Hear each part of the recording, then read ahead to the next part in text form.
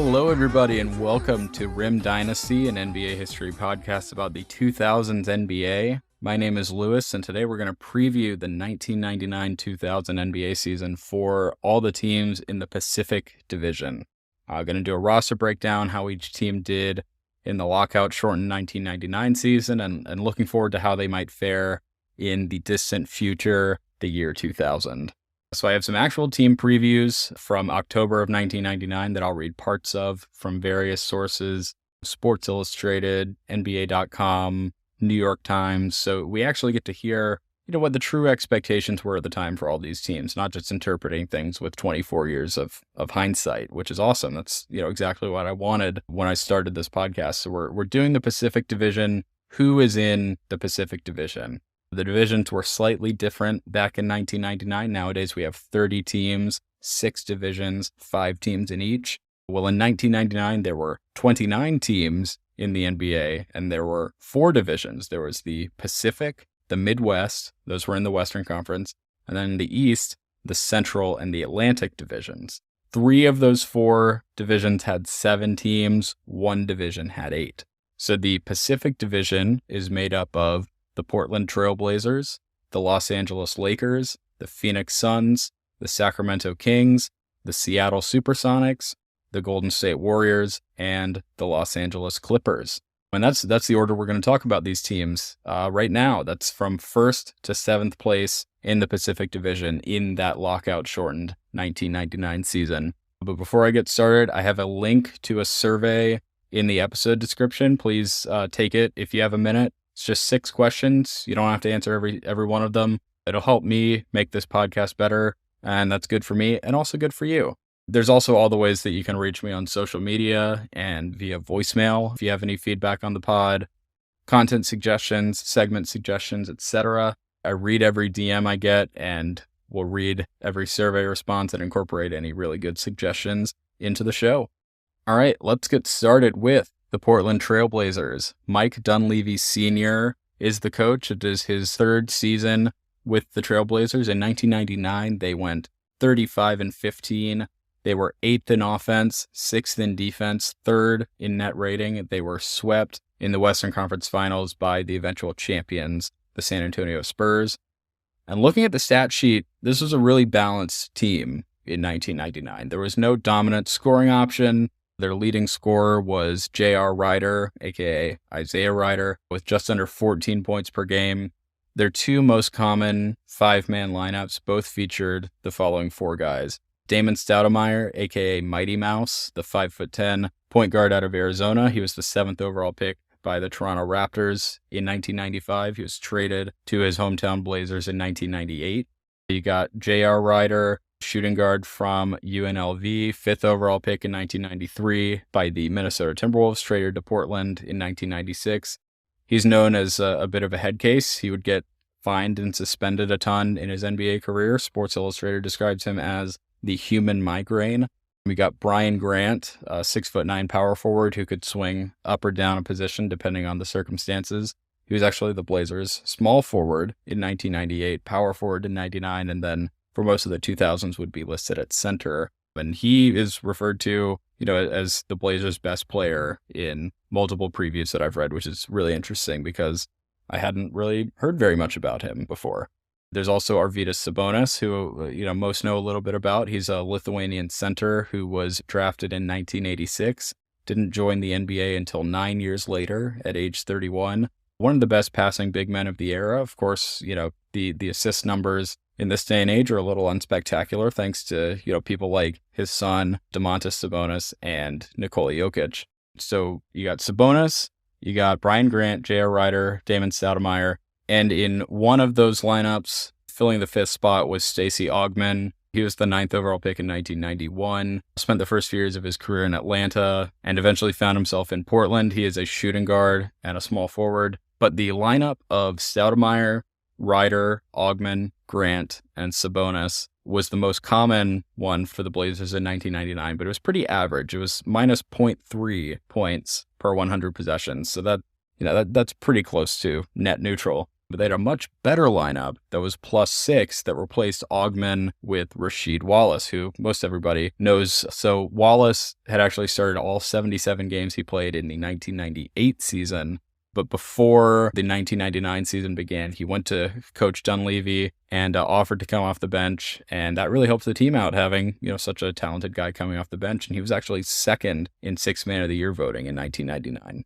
So that was 1999. They were 35-15, second seed in the West, swept the Suns in the first round, beat the Jazz in 6, and then in the conference finals were swept by the Spurs. It's a pretty good season overall, but what did they do in the offseason to build on that? Well, the Blazers made 2 huge trades. The first was trading J.R. Rider and Jim Jackson to Atlanta to get Steve Smith, absolute bucket getter at the shooting guard position, as well as a guy named Ed Gray. The second was shipping off Ed Gray, Walt Williams, Kelvin Cato, Carlos Rogers, Stacey Augman, and Brian Shaw. Basically their entire bench.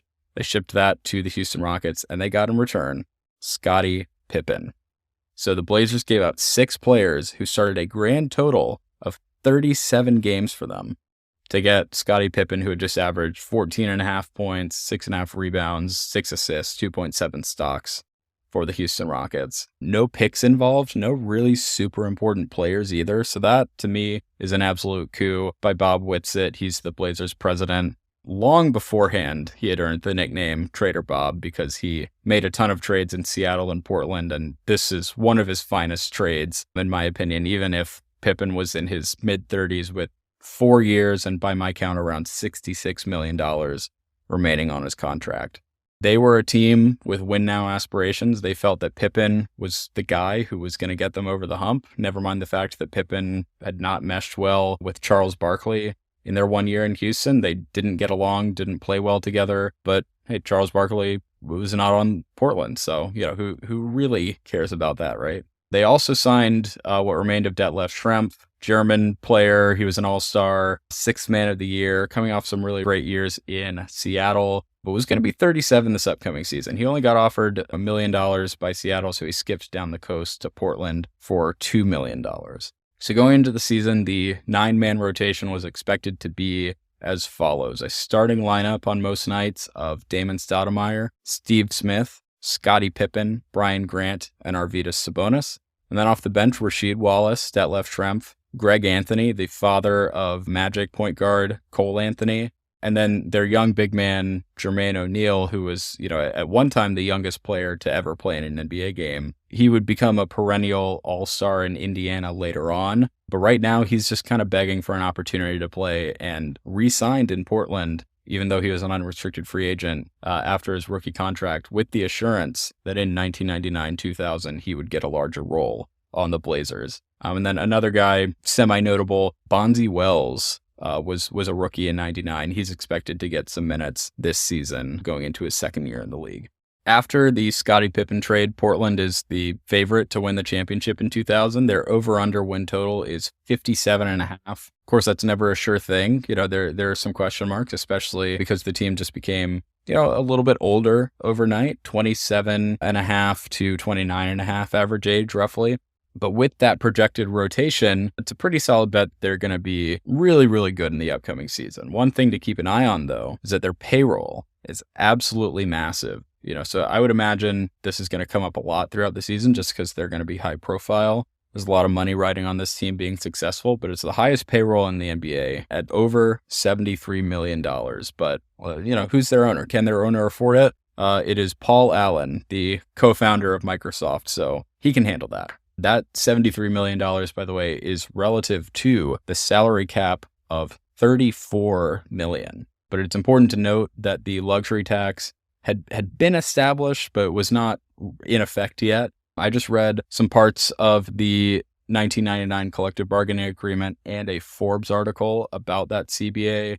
The 10,000-foot view is that there's like a threshold for what percentage of basketball-related income player salary and benefits could be in a season, like an upper limit. In many seasons under the 1999 CBA, that threshold was not hit, and so no teams had to pay a luxury tax. If it did exceed that threshold, which was like 61%, somewhere around there, then all teams with a high enough payroll would then have to pay a luxury tax, but it wouldn't be until the 2005 CBA that there was a luxury tax every year baked into the CBA and a luxury tax line established. But as it was, all but a couple teams in the NBA exceeded the salary cap because there was no real punishment mechanism in place for the teams yet, other than having to pay more money to players, which they were already agreeing to by signing and trading for players. So it wasn't necessarily an issue to the teams. But anyway, if you're not really that into the financial aspect of basketball, if you think it's boring, I'm probably not going to talk about it a ton in this podcast. So, don't worry about it. I like that kind of stuff. It's interesting to me, but it's usually going to be kind of outside of the scope of this podcast.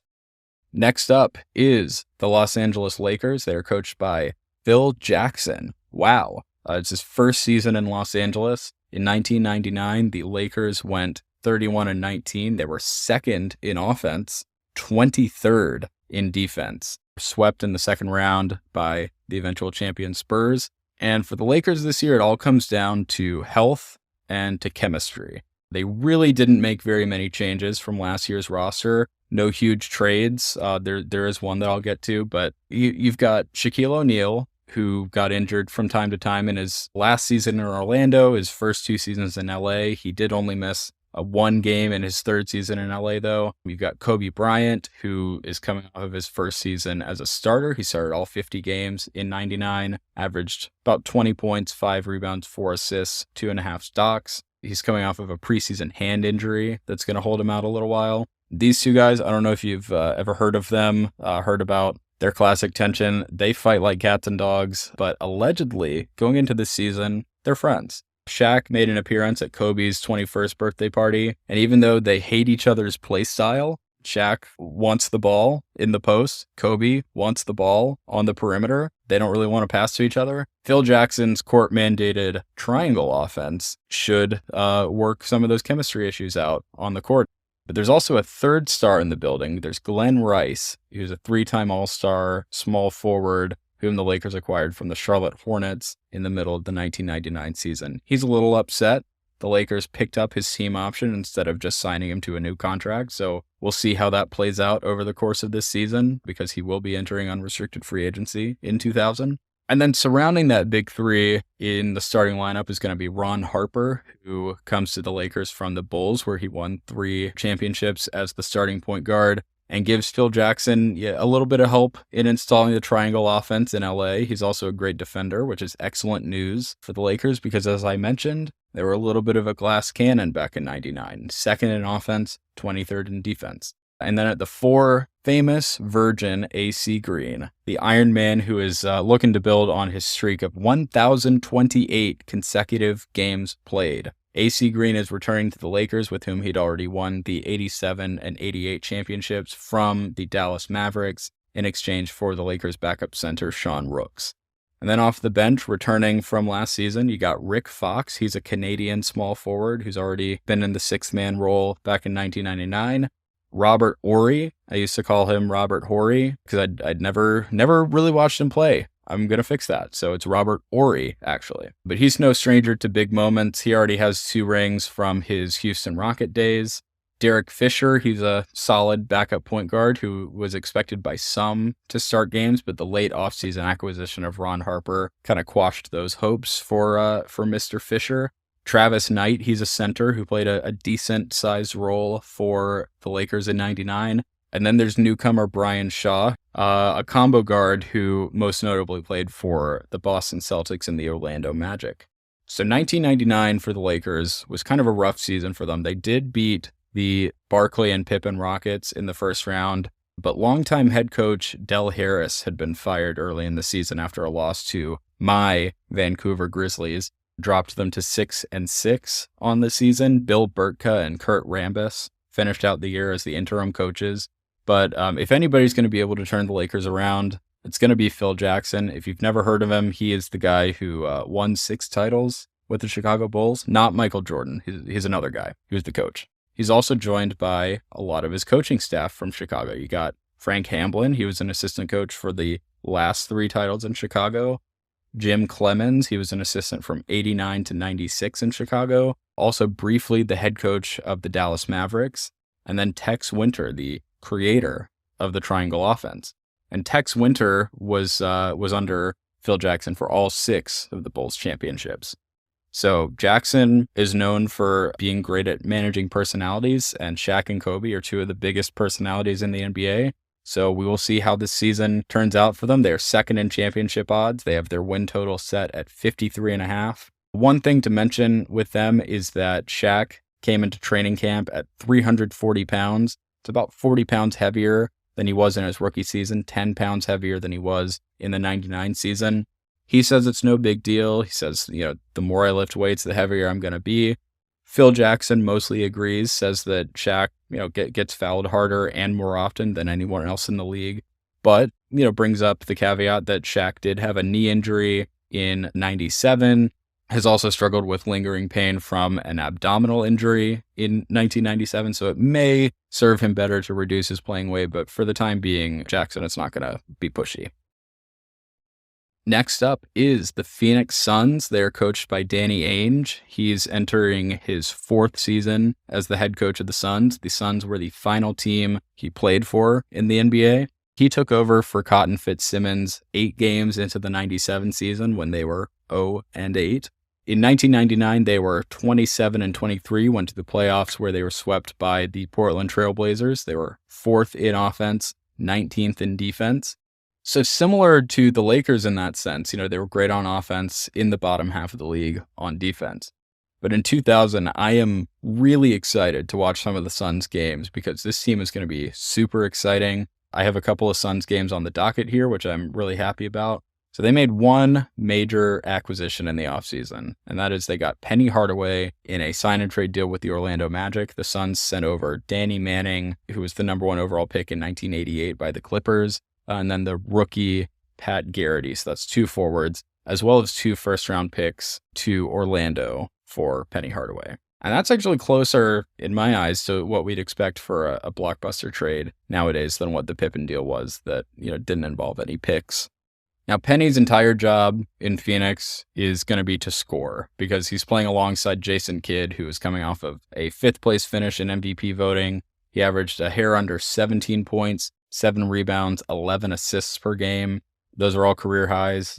Kidd also had 2.3 steals per game, made first team all defense for the first time in his career. And these 2 guys together is thought to be, at worst, the second best backcourt in the league going into this season. Only Rod Strickland and Mitch Richmond in Washington rivals them, but those guys are both in their mid-30s.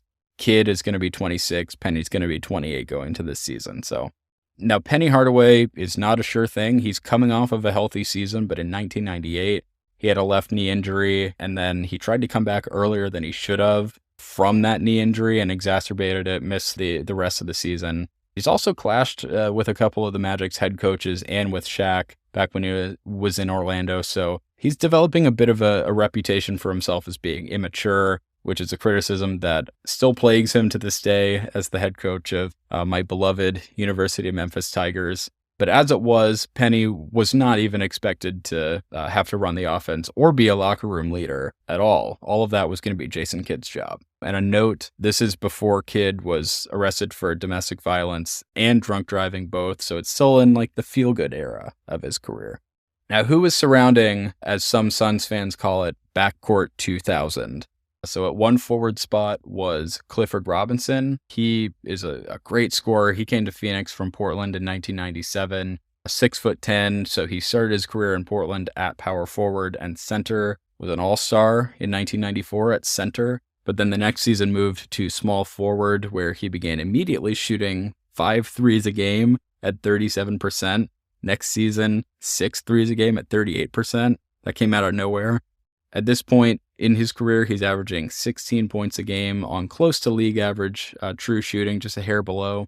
And then the other forward is Tom Gugliotta, who I love. He came to the Suns despite a larger offer from his incumbent team, the Timberwolves, because he really disliked the point guard of the Timberwolves, Stephon Marbury. But I hate to break it to Tom, in a couple years, he is going to be teammates with Stephon Marbury again. But the Wolves offered Gugliotta 7 years, $86 million, and he turned it down. He took 6 years, $60 million from the Suns instead.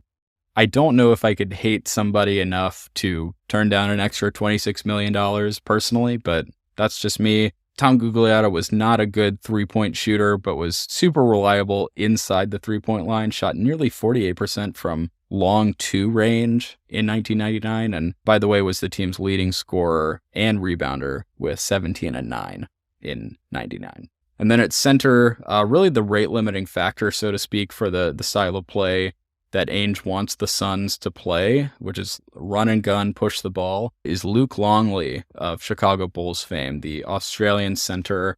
Obviously a very competent player, just not fast enough to keep up with the rest of this lineup. He'd been completely neutralized in the playoffs against the Blazers, only scored 4 total points and was benched after the first quarter of Game 2 in a 3-0 sweep. I've been watching soccer all day. That's why I said nil. He's lost some weight coming into the season with the stated goal of being able to run with the rest of the team. Some other guys on the team, Rex Chapman, well-renowned three-point shooter who didn't really play very well in 99, only shot 36% within the arc, including 31% outside of 3 feet. That's pretty bad. They also drafted Sean Marion, 9th overall out of UNLV. Great defender and rebounder in college, 19 points. 9 rebounds, 4.5 stocks, give or take, and 57% from 2 in his 1 season at UNLV. So he's an uber athlete. He would only help the Suns push the pace, The New York Times called him the steal of the draft in their preview because he played really well in the preseason. They signed Rodney Rogers. He's a starting quality forward from the LA Clippers. Oliver Miller, unfortunately, he's known a little bit more for his weight than his play. But they signed him for center depth. He was an extremely skilled center and was effective when he could play. He'd played for the Suns from 92 to 94. And outside of a season with the expansion Toronto Raptors, he probably had played his best years in Phoenix, but was ridiculed in Sacramento for his weight. But coming into training camp with the Suns, he's reported to have lost over 70 pounds, down from 365 pounds to under 300 after having been mocked actually by the Suns mascot for his weight in a game in February. Then the Kings waived him within the next week, and he started doing 2-a-day workouts, and in the span of about 8 months, he lost 70 pounds. So that's incredible. Not a great look for the Suns to put their gorilla mascot in a fat suit and an Oliver Miller jersey, but I don't know. It was 1999, so I don't know. But the expected 8-man rotation for the Suns was going to be Jason Kidd, Penny Hardaway, Clifford Robinson, Tom Gugliotta. All 4 of those guys have been all-stars at some point in their career. And then Luke Longley in the middle. Then off the bench, Rex Chapman, Rodney Rogers, Sean Marion. So the Suns had the 8th best championship odds, win total set at 49.5, both of which Jason Kidd scoffed at. He was counting the rings already. And this really did have the potential to be an offensive juggernaut. And the plan is to be a transition-heavy team with Kidd and with Penny Hardaway running the show, getting a lot of attention in the open court and getting open shots for all the other guys. Would that be the case? We're going to find out as the season goes along. But also they had been in the playoffs every season since 1989, but had not won a series since 1995. Is that going to change? Should be interesting to see.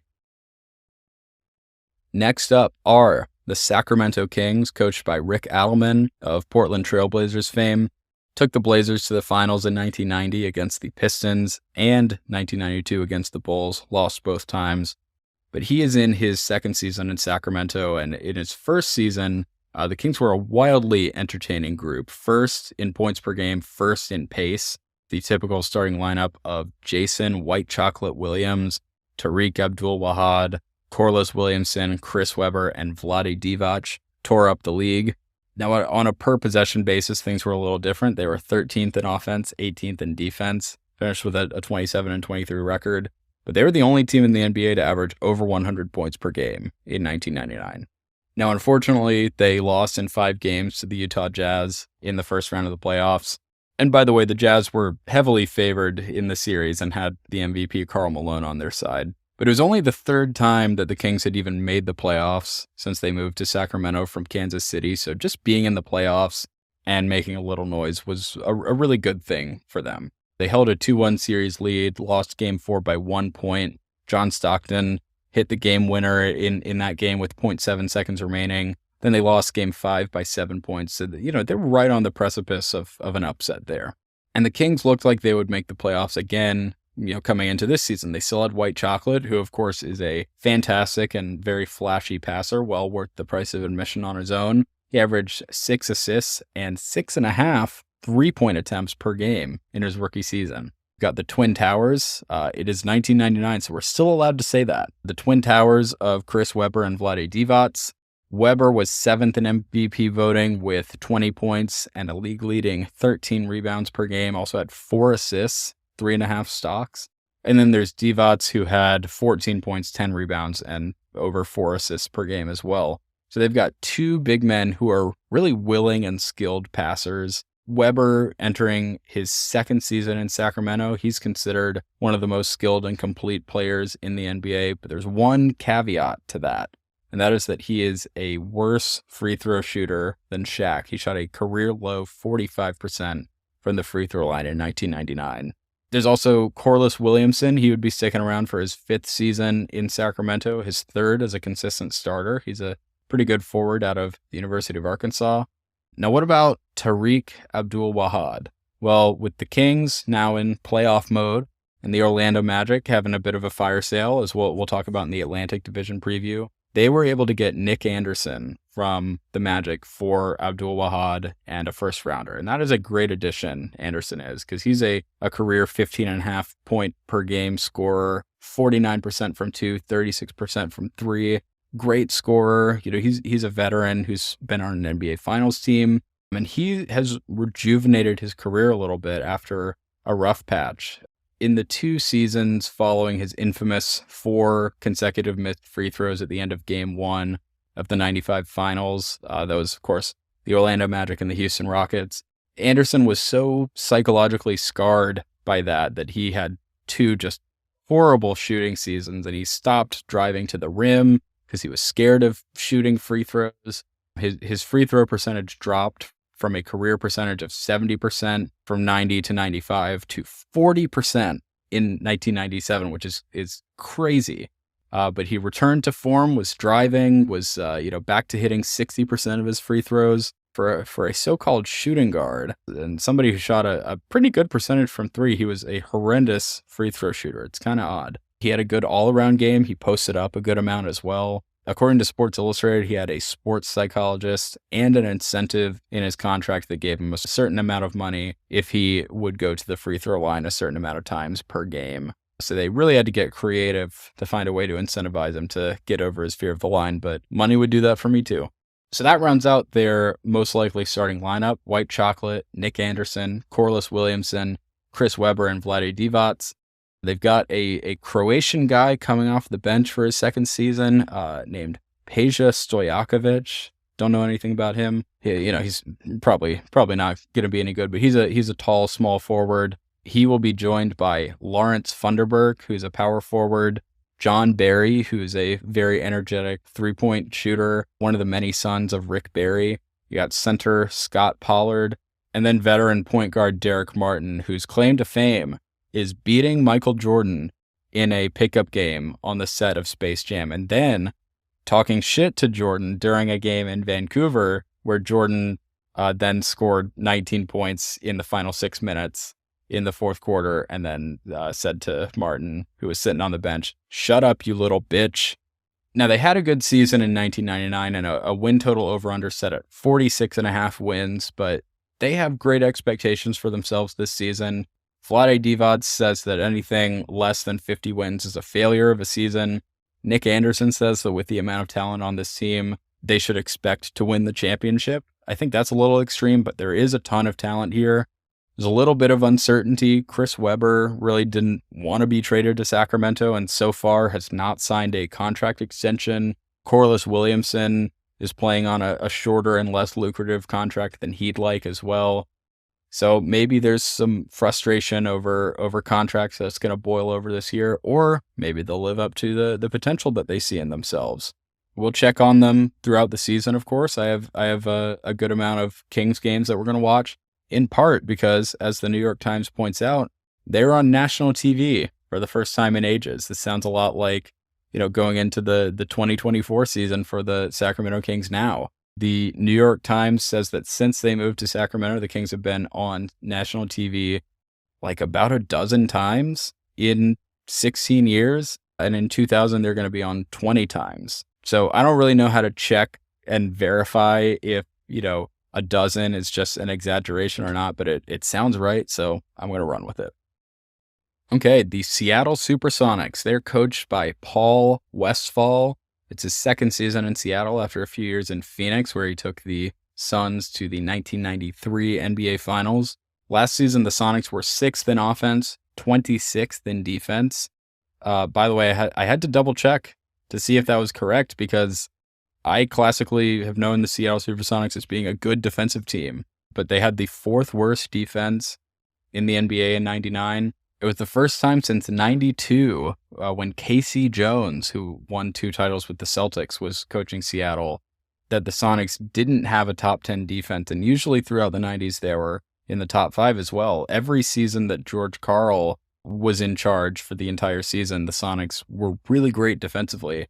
So that's quite a fall off for the Sonics in 99. But 99 was the first season after Nate McMillan's retirement. Of course, he's known as more of a coach nowadays, but he was a great defensive point guard. He and Gary Payton combined to be just a tenacious point guard rotation. McMillan made second team all defense in 94 and 95, starting a combined total of 26 games in those 2 seasons. And Payton was first team all defense in those seasons and a lot of seasons after that. But I'm getting a little ahead of myself here. The Sonics in 99, they were 6th in offense, 26th in defense, 25 and 25. Could have made the playoffs if they had just won their final game of the season against the Portland TrailBlazers, but instead they got blown out. So they went on vacation early, and this was the first time since 1990 that the Sonics missed the playoffs and that they hadn't won 2/3 of their games, which in a full season is 55 games. That's the Gary Payton effect, man. They missed the playoffs, and then they had a lot of lottery luck because they were 41 and 41 and won the 2nd pick in the lottery. That's crazy. That was different lottery odds, of course, but Gary Payton, he's pretty good. The Sonics had made the finals in 96. They lost to the Chicago Bulls. In 97, they lost to the Houston Rockets in the 2nd round in 7 games. That was a very close series. The Rockets held a 3-1 lead, but the Sonics came back. The largest margin of victory in that series was 10 points, and that was in Game 1. After that, it was all single-digit games. And in 98, they lost to the Lakers in 5 games. They got reverse swept, won Game 1, and then got destroyed in every game afterward. And then, of course, as I said, missed the playoffs in 99.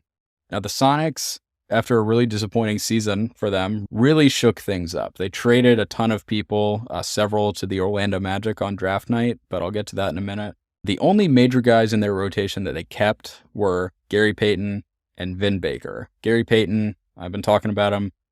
He's one of the greatest point guards of all time. Payton's past 6 seasons, he's averaging 20 points, 7.5 assists, 2.5 steals, average efficiency, but he's an incredible defender, relentless shit talker, just a winner, man. He's a really awesome player who's only about 30 years old.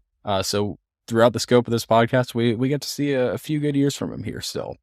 And the other guy I mentioned, Vin Baker, he's a big man. He's a great player out of the University of Hartford. He was an all-star in his 2nd, 3rd, and 4th seasons in the league with the Milwaukee Bucks, played there for 4 seasons, and then was traded to Seattle. He had a major drop-off in production, though, from 1998 to 99. He went from 19 points a game on 54% shooting to 14 points a game on 45% shooting. And the reason for that is because he was struggling with a torn ligament in one of his thumbs. He also had a bone bruise in one of his knees that season. He came into training camp about 25 pounds over his usual playing weight after the lockout, struggled with confidence, just overall the worst season of his career. But the Sonics weren't that worried. They signed him to a 7-year contract extension valued at over $12 million a year. And in the Sports Illustrated preview for the Sonics, it starts out with a pretty incredible quote. And this is really going to let you know just how cheesy the 2000s were. I absolutely love this. Vin Baker may prefer to listen to R&B and gospel, but the rock band Smash Mouth could have had the Sonics power forward in mind last summer when they sang, "Hey now, you're an all-star. Get your game on. Go play." So that's great. But anyway, the Sonics gave him an extension and said, get back out there, buddy. So, we love that confidence in their star big man. And also, Vin Baker and Gary Payton are best friends. And Gary Payton said, I'm going to shoot less and I'm going to pass the ball to my good friend Vin more. And I think that's pretty adorable. Now, about that trade that I mentioned earlier with Orlando, here is who they sent out. They sent the 13th pick in the 99 draft. That was Corey Maggette out of Duke. They sent Dale Ellis, who was an all-star for the Sonics in the late 80s and early 90s. Great scorer. Got absolutely no run in his first 3 seasons in Dallas, and then immediately became a 25-point-a-night scorer upon being traded to Seattle. There's Don McClain, a rarely used power forward. He's not the guy who sang American Pie, by the way. They also shipped out Billy Owens, who was the 3rd pick in the 91 draft, drafted by the Kings, didn't want to play there. The Warriors traded Mitch Richmond for him, and then he was kind of a bust. So they traded all those guys to Orlando, and they got in return Horace Grant. Now, many of us know Horace Grant. There's a lot of blockbuster trades for former Bulls, by the way. Many of us know Horace Grant. He's the brother of Harvey Grant. He's the uncle of Jeremy Grant, Jerian, and Jeri Grant as well. At the time, he's a 3-time NBA champion, all 3 rings with the Chicago Bulls, 1-time All-Star. Just been a really solid player, very good mid-range. Well, I'm understating. He was a great mid-range shooter. He shot very often and he shot very well. For the seasons that we have shot location data from on Basketball Reference, 97 onward, he shot half. He shot 50% of his shots from mid-range, and only a quarter around the rim. That's pretty unorthodox for a 6'10" big man. But he relied heavily on long twos and made them at a over 44% clip. So that's really good. So Horace Grant was definitely a great consolation prize for the Sonics after their efforts to acquire Scottie Pippen failed. The Sonics said goodbye to their center, Olden Polynice. They brought in Brent Barry, who's kind of a hot and cold shooting guard at the expense of his brother, Drew Barry. We've talked about all 3 Barry brothers here, who were in the league at the time, just in this one episode. That's pretty cool. Traded 1-time All-Star Hersey Hawkins to Chicago to get Brent Barry. Drew Barry was just waived, by the way. He wasn't involved in the trade for Brent Barry. They also said goodbye to Detlef Schrempf. As I mentioned before, he's maybe a little bit old, but it could just be time to move on. It's not necessarily a bad move to let a 37-year-old guy walk, unless it's LeBron James or something. But that's a lot of people that they're trading away or letting walk in free agency. So who else are they adding? They're getting Vernon Maxwell of Rockets fame. He's a shooting guard with 2 championship rings. I'm gonna put a heavy. I don't usually do this. I'm gonna put a heavy asterisk, bold, italicized, underlined on his 2nd championship ring. He did not contribute 1 iota to the 95 ring. He faked an injury and sat out all but 1 game in 95 because he was upset that the Rockets had traded for Clyde Drexler mid-season, so he doesn't deserve that one. They're also adding Greg Foster. He's a big man from the Utah Jazz.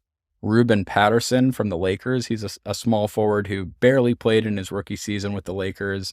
And they actually let him go after he averaged only 6 minutes per game. But Patterson is actually going to start for the Sonics this season. He declared himself the Kobe Buster and says that he regularly shuts down Kobe in practice. Also calls himself the next glove, says he's going to take over for Gary Payton, who he says is getting old. So, I'm going to be real interested in keeping up with this Ruben Patterson guy. He seems fun. Now, one thing about the Sonics is that they are really, really small. They don't really have a center per se. They have Greg Foster. He's not very productive. They have Vin Baker and Horace Grant. They're more of a power forward, but they're going to make it work. It's, going to be a bunch of guys playing together for the first time. But to me, on its face, it sounds like it's going to be fine. Obviously I can see the result of this season for the Sonics, but if I were looking at this team right now, not knowing how they'd turn out, I would say, I actually kind of like the direction this is heading. Gary Payton, bounce back year for Vin Baker. We've seen how well he can play. It's a new opportunity for Ruben Patterson. Horace Grant is in the building. You got Vernon Maxwell. They're probably going to be a pretty good team. Not a championship contender, but a good team. Their win total over-under was set at 34.5 games, which I found to be insultingly low. I'm going to spoil one thing, which is that they're going to go over that. But will Paul Westphal be able to smush all of these new pieces together? Only time will tell. But here's their projected rotation from NBA.com. Gary Payton, Brent Barry, Horace Grant at small forward, Vin Baker, and then Greg Foster as the center. Coming off the bench, Vernon Maxwell, Jelani McCoy, who's another center, and Ruben Patterson. I'm going to spoil another thing for you. I'm going to try not to do this too much. This is completely wrong. Neither Greg Foster nor Jelani McCoy are going to play much at all this season.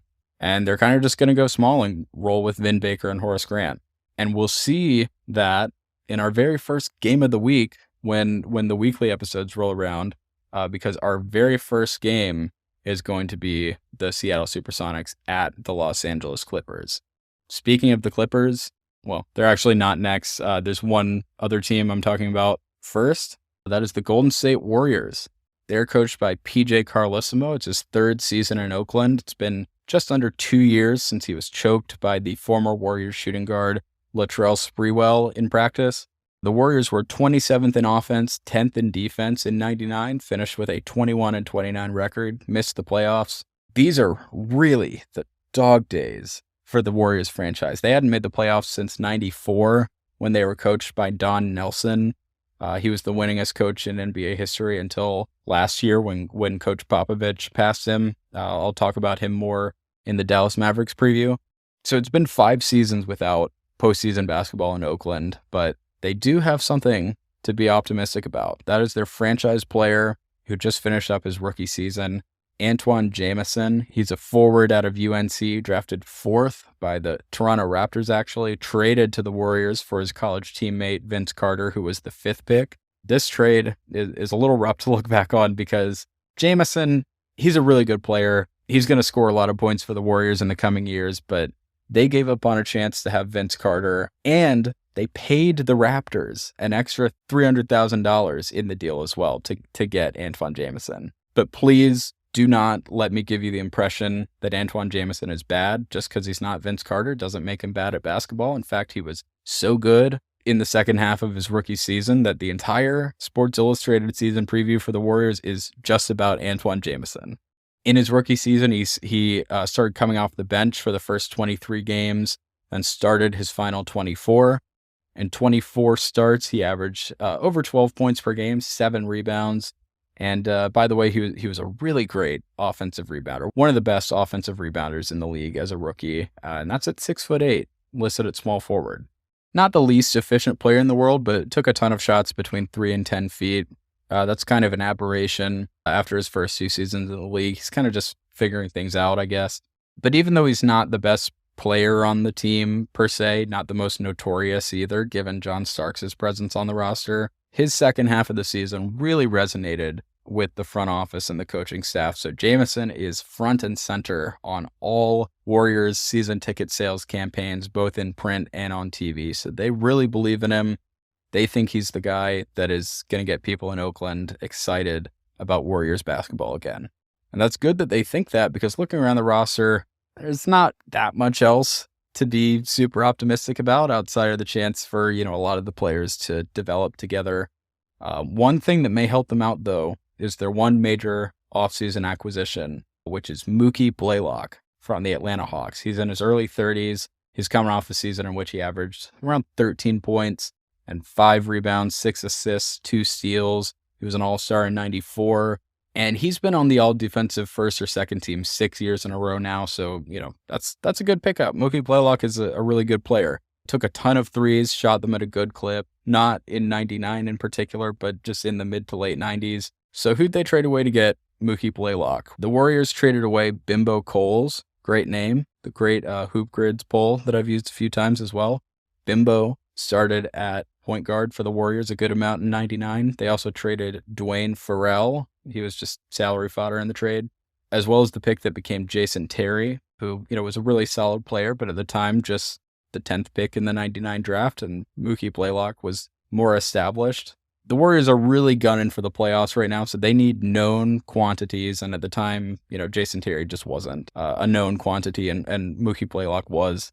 So Mookie is the big addition, but they also, through a series of trades, wound up with Vonteego Cummings. He's a point guard who was drafted 26 overall in 99 out of Pitt. But as far as guys who are going to play a ton in this upcoming season, that's about it.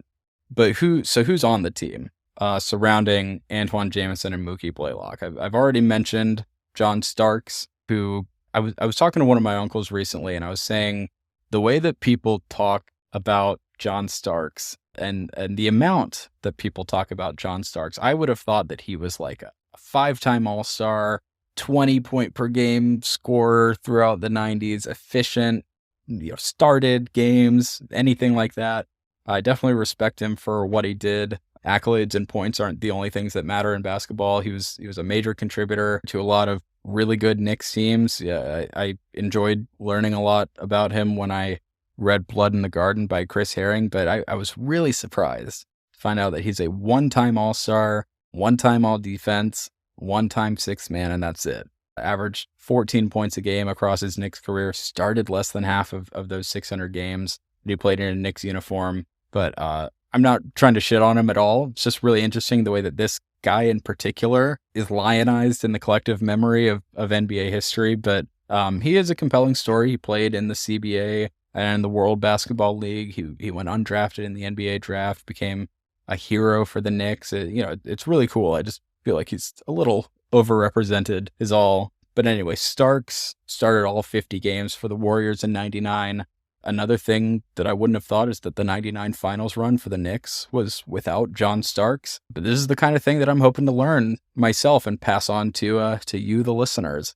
But Starks was acquired in the Latrell Sprewell deal with the Knicks. Also coming over from the Knicks, Chris Mills, combo forward who played a good amount for the Warriors in 99, and Terry Cummings, who's entering his age 38 season coming into the 2000 season. He's played so long that he started his career with the San Diego Clippers, and he's going to play a game in the year 2000. That's crazy to me. Who else is on the team? You got Jason Caffey. He's a power forward that the Warriors got from the Chicago Bulls a few years back. He's got 2 rings, championship experience. He was expected to be the most common starter at power forward this season. There's also Eric Dampier. He started all 50 games for the Warriors the year before. Even better offensive rebounder than Antoine Jamison. So as I keep alluding to, this team is not great on offense, but they've got guys who can defend and guys who can rebound. So that's the only reason they were able to be close to 500 in 99 is that it's just full of guys who can play defense. So you'd expect that this team might be a good defensive team in the year 2000. Will they be? It's anybody's guess, really. It's hard to predict these things. Who knows? But another guy on this team, by the way, is Danielle Marshall. He was the team's second leading scorer coming off the bench at 11 points per game. I told you this team is not very good offensively. They're 27th in offense.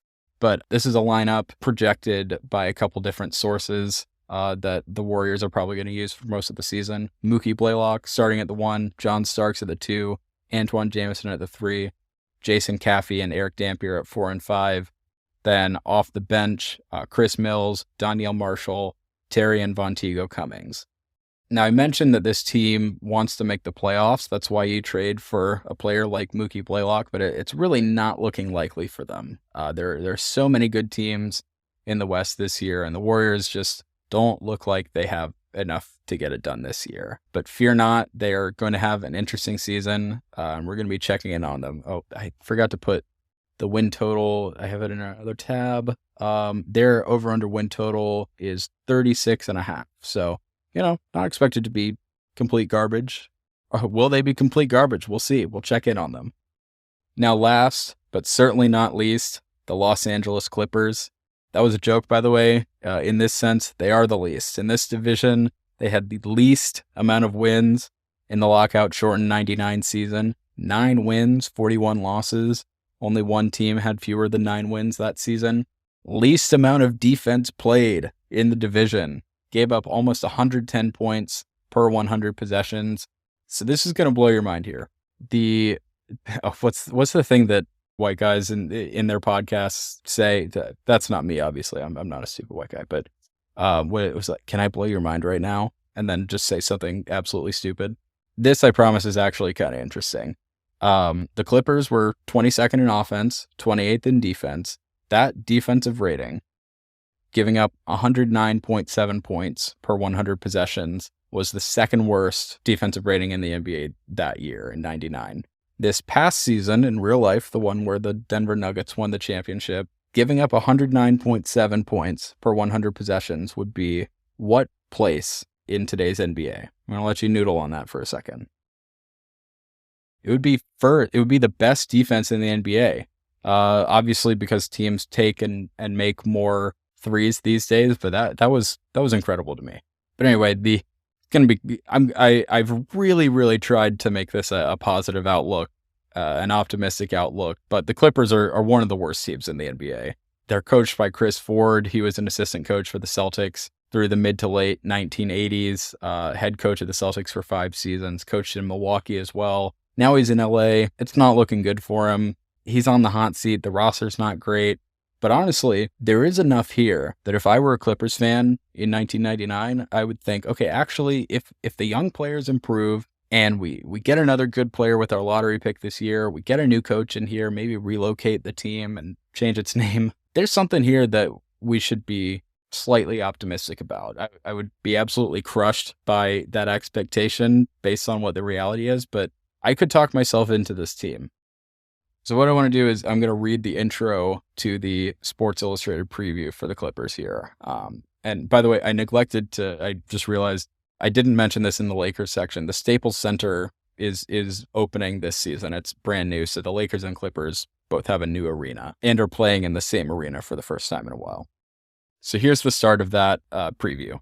The comedy of errors that is the Clippers is back and coming to an arena near you. The cast of characters is slightly different, but the plot is essentially unchanged. A bumbling team tries to transform itself from a punchline into a powerhouse with the aid of a lottery pick rookie who it hopes will develop into a superstar. Folks in Hollywood haven't seen this many bad sequels since the Police Academy films. Oh, come on. I've actually never seen Police Academy or any of its sequels, but I do know that it's been used as a punchline several times in The Simpsons, so I'm going to pretend that I got that one. Now, that lottery pick rookie that they're hoping changes.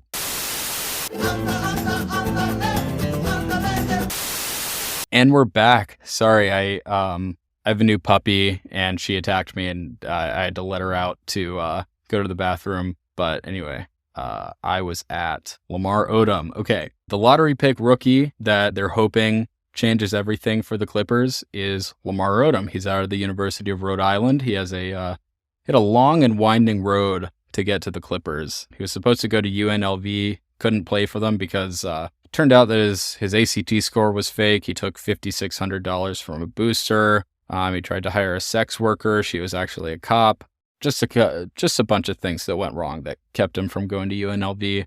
Found his way to Rhode Island, and he played really well there. Almost went to the Vancouver Grizzlies with the second overall pick, who he actually would have fit really well with, and he really wanted to be drafted by them. But then he got cold feet. He tried to go back to Rhode Island for another season, but he'd already hired an agent, so he was stuck in the draft. Went to the Clippers. Lamar Odom is really versatile. He played every position but center in the preseason for the Clippers. For a 6'10 forward in college to average almost 4 assists per game. And in college, I've talked about it before in another podcast, assists are really hard to come by in college, especially for a forward. So that's really impressive to me and to the Clippers, obviously.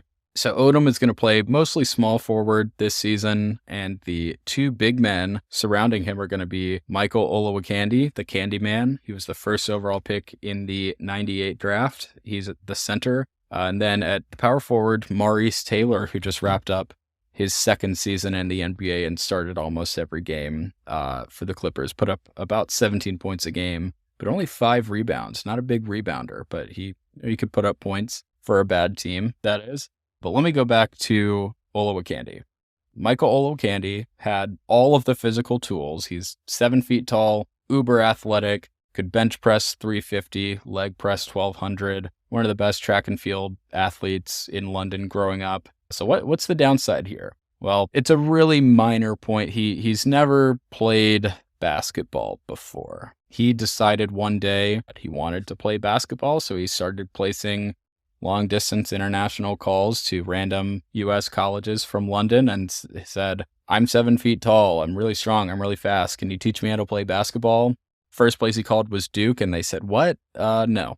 Second place he called was Georgetown. They said, no. But then the University of the Pacific said, fly to San Francisco now. We will pick you up from the airport. So off he went. He played 3 seasons for Pacific, got better every year, and eventually, because of his physical profile, and he'd developed some skills there, he became the number 1 overall pick. Didn't have a great rookie season, about 9 points, 8 rebounds, but he was playing through a knee injury. He wanted to power through it since it was just a 50-game season. But the Clippers certainly want more from their number 1 overall pick center going into year 2. In the backcourt, we have Eric Murdoch. He is kind of a journeyman. He's another great hoop grids pull. Played for the Jazz, the Bucks, the Grizzlies, the Nuggets, the Heat, and the Nets before getting to LA. Murdoch was actually really good for the Bucks for a couple seasons in 93 and 94, but got traded after a beef with their head coach at the time, Mike Dunleavy. But 15 points and 7 assists per game across those 2 seasons as a starter. Now, the Bucks won a total of 48 games in those 2 seasons, so take that with a grain of salt if you want to. But then another guy that I might be optimistic about if I were a Clippers fan in 1999 is 25-year-old Derek Anderson, whom the Clippers got from the Cavaliers, basically for free. He's a 6'5" shooting guard from Kentucky who played a big role off the bench for the Cavaliers in their first-round playoff loss to the Pacers in 98. He could become something or become part of something, and that's really all that bad teams need is some sort of hope, however remote it is. Like the feeling that the Warriors have with Antoine Jamison, these perpetually bad teams like the Clippers and Warriors throughout the 90s and 2000s, they've got to have something to point to and say, okay, here's an example of some swing that we're trying to take to get better and also to sell tickets. But there are a couple other players that the Clippers are hoping will pan out. There's Troy Hudson and Tyrone Nesby. Both are guys from the Continental Basketball Association, a precursor to the D-League and the G-League. Both played for the Sioux Falls Skyforce before they came to the Clippers. Tyrone Nesby, in his rookie season in the NBA, played all 50 games, earned a starting job. Troy Hudson, discarded by the Utah Jazz after a little bit of playing time in his rookie season. In his first season with the Clippers, he also showed some flashes.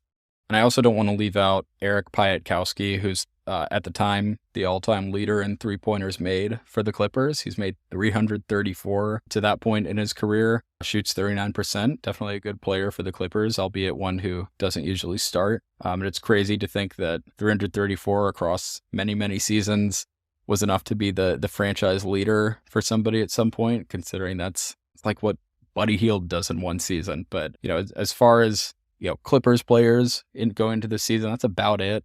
There's no one who has any delusions that this team is going to be good. We can at least hope that they're going to be interesting. Their win total over under is set at 25.5.